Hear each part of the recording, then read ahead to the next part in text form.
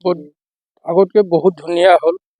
চৰাই চিৰিকটিও ইয়াত নতুন নতুন দেখিব পোৱা গৈছে। তাৰপিছত আমাৰ যিখিনি বনৰীয়া ঘোঁৰা, বন ঘৰচীয়া ঘোঁৰাবিলাকো আমাৰ ওচৰে পাঁজৰে থাকে এতিয়া। কিমান আছে? এতিয়া 20-22টামান আছে। এটা পোৱালি দিছে এতিয়া নতুনকৈ। এতিয়া হৰিণা আছে, গুই সাপ আছে, সাপটো আছেই। তাৰপিছত ডাউক, বান্দৰ, নতুন নতুন চৰাই চিৰিকটি অহা যোৱা কৰি আছে। ৰাতিপুৱা সময়ত দেখা পোৱা যায়। এই পৰিৱেশটো আগতকৈ বহুত ভাল হ'ল।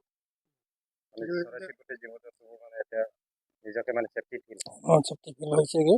সংৰক্ষণৰ ব্যৱস্থা কেনেকৈ? এতিয়া সেইটো ওপৰৰ পৰাই ওপৰ মহলে কৰিব। আমি কি কৰিম, আমি যিমানটো পাৰিছোঁ কৰি আছোঁ। আৰু কি কৰিব লাগে?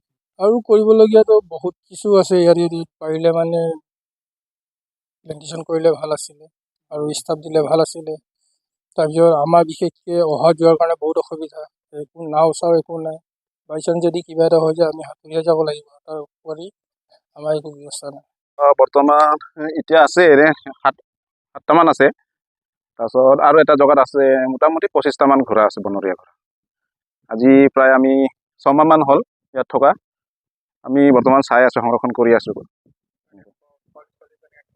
পোৱালি এটা বাঢ়িছে বাৰু জনসংখ্যা। সৰু পোৱালি এটা দিছে। সেইবিলাক আগৰ পৰা আহিছে নেকি, ডিব্ৰু-চৈখোৱাৰ পৰা।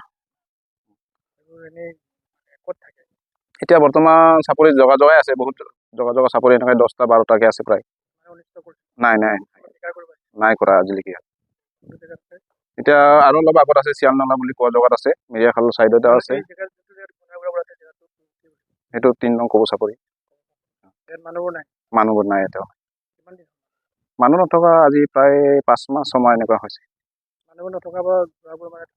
চৰি আছে বহুতো জীৱ-জন্তু এতিয়া ইয়াত আহিছে মানুহ নথকাৰ পৰা। পশু পক্ষীও প্ৰায় নেদেখা চৰাই চিৰিকটি আহিছে।